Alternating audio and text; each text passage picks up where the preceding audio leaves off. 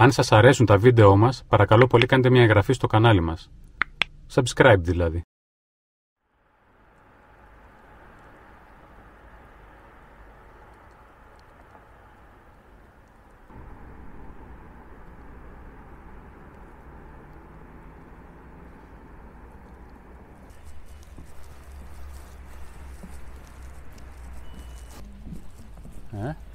Ησυχία λέω.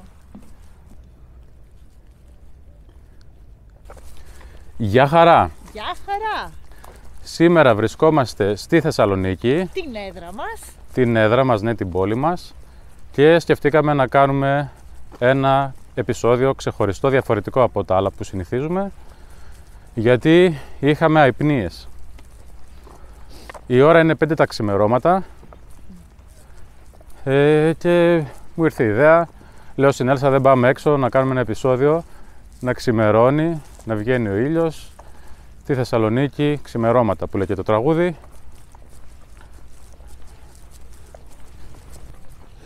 Και είπαμε να κάνουμε ένα επεισόδιο στη δική μας την πόλη, γιατί όλο τρέχουμε από εδώ και από εκεί και δεν έχουμε δείξει καθόλου τη Θεσσαλονίκη που είναι πανέμορφη. Την αγαπάμε πολύ. Και είναι έτσι λίγο μυστηριακή η ώρα, είναι ξημερώματα και δεν κυκλοφορεί πολλής κόσμος. Άλλη χάρη. Είναι ή αυτοί που ξυπνήσανε πολύ νωρίς, ή αυτοί που δεν έχουν κοιμηθεί καθόλου σαν εμάς.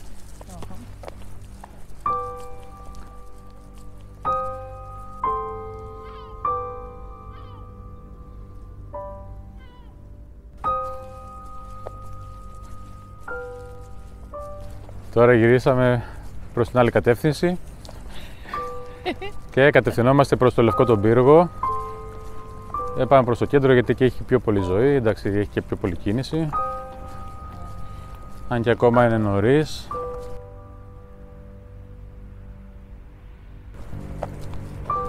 Άρχισε σιγά σιγά να ξημερώνει, η ώρα είναι 6 και 4.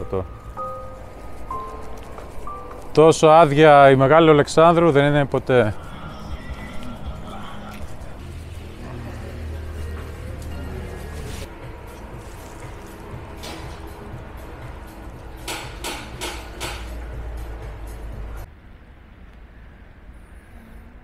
Λοιπόν, τώρα θα σας δείξω κάτι το οποίο δεν μου αρέσει καθόλου, είναι ένα παράπονο. Κάθε πρωί που πηγαίνω στη δουλειά μου, σηκώνομαι η ώρα 6.30, περνάω από όλη την παραλία γύρω στις 7 παρά. Συναντάω αυτή την θλιβερή κατάσταση που βλέπετε.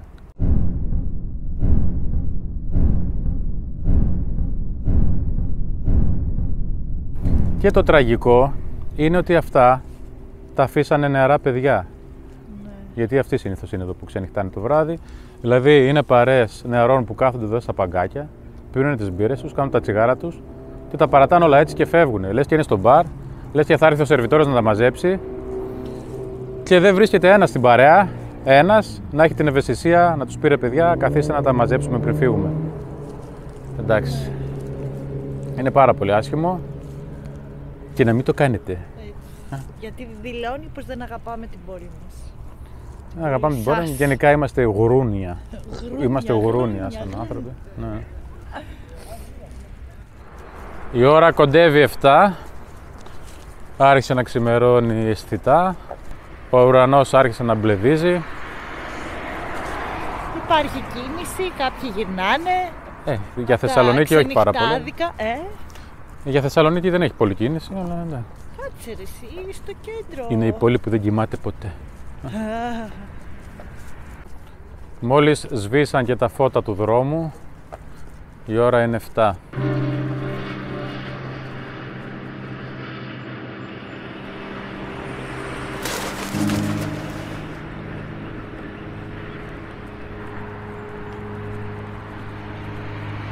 ή πλατεία Αριστοτέλους.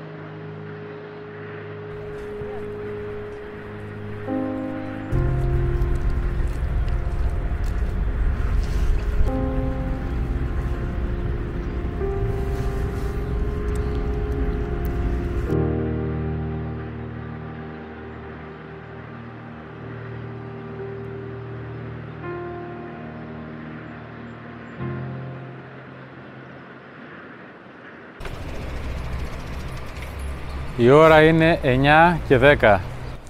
Έχει ξημερώσει για τα καλά. Και ο κόσμος βγαίνει για τα καλά. Δεν θα μπορούσαμε να κάνουμε επεισόδιο στη Θεσσαλονίκη χωρίς να φάμε μία μπουγάτσα. Με κρέμα, με τυρί, με σπανάκι, με κιμά, με κερί, με κέρμα, αλλά μπουγάτσα να είναι. Και ό,τι να είναι.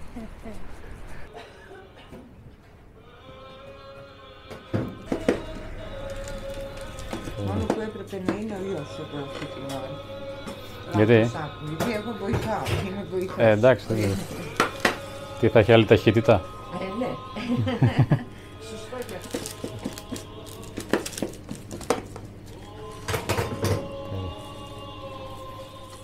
Μόλις βγήκε από το φούρνο.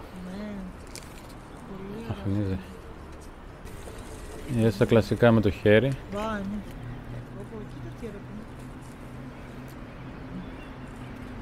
Τυράκι ωραίο.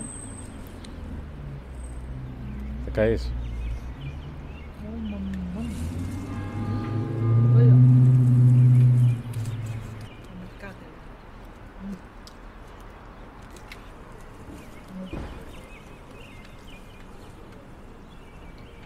Σαλόνικα.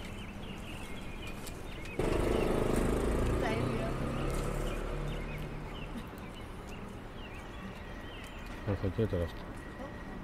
Θα και.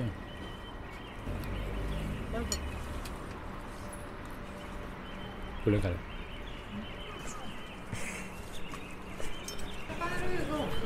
Όχι, πάντα τα παίρνω εγώ. Ορίστε.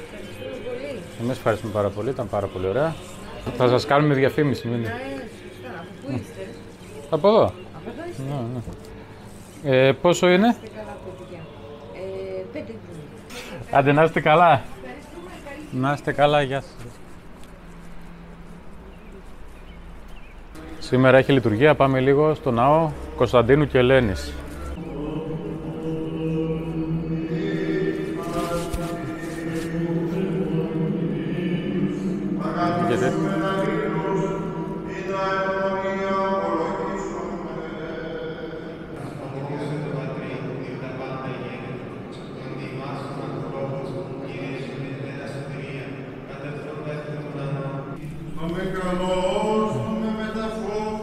Παρακολουθήσαμε λίγο και την κυριακάτικη λειτουργία.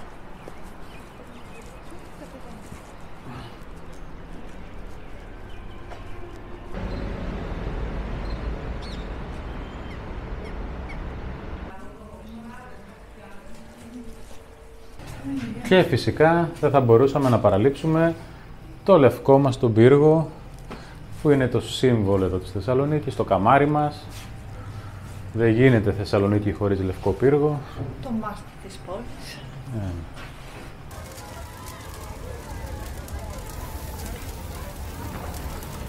Η μεγάλη πυρκαγιά ξέσπασε στη Θεσσαλονίκη το 1917, όταν μια νοικοκυρά επιχείρησε να τηγανίσει μελιτζάνες και έκαψε τη μισή την πόλη.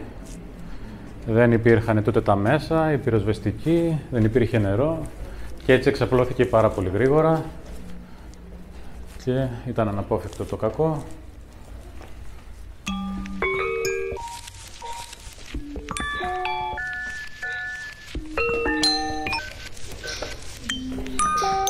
πάνω.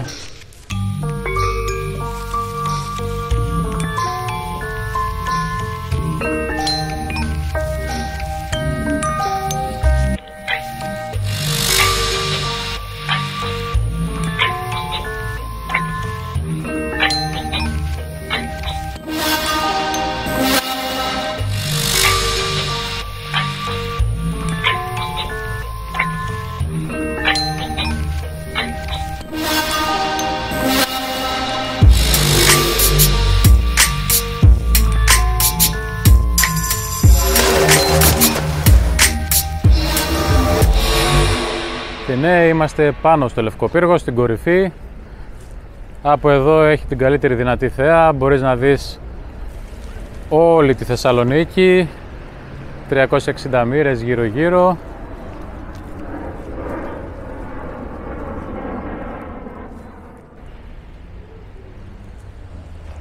Μοιάζουν τα σπίτια με σπιρτόκουτα, μοιάζουν μυρμήγκια οι άνθρωποι. Δεν είπαμε ότι το εισιτήριο κοστίζει 3 ευρώ το άτομο.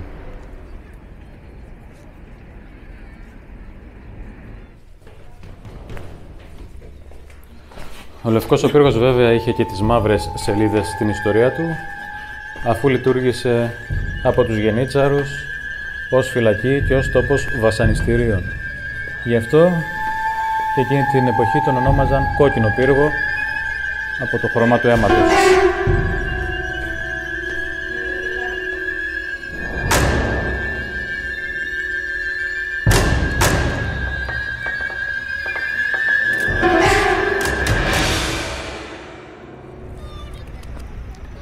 Και εδώ θα σας πω κάποια σύντομα ιστορικά στοιχεία για την πόλη. Η πόλη ιδρύθηκε το 315 π.Χ. από τον Κάσανδρο.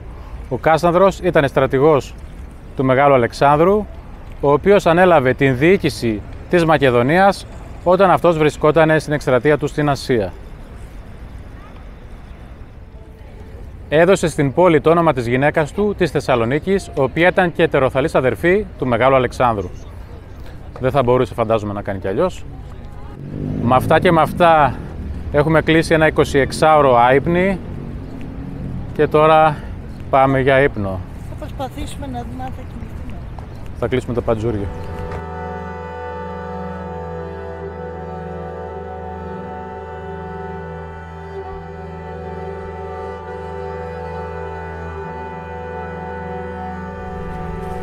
Και εδώ ένα ιστερόγραφο το οποίο ξέχασα να αναφέρω και είναι αρκετά σημαντικό. Πολλοί λανθασμένα πιστεύουν ότι η Θεσσαλονίκη ονομάζεται συμπρωτεύουσα επειδή είναι η δεύτερη μεγαλύτερη πόλη της Ελλάδος, με πρωτεύουσα φυσικά την Αθήνα. Αλλά δεν είναι έτσι. Η Θεσσαλονίκη ονομάζεται συμπρωτεύουσα γιατί ήταν η δεύτερη πιο σημαντική πόλη του Βυζαντίου, η οποία φυσικά είχε πρωτεύουσα την Κωνσταντινούπολη.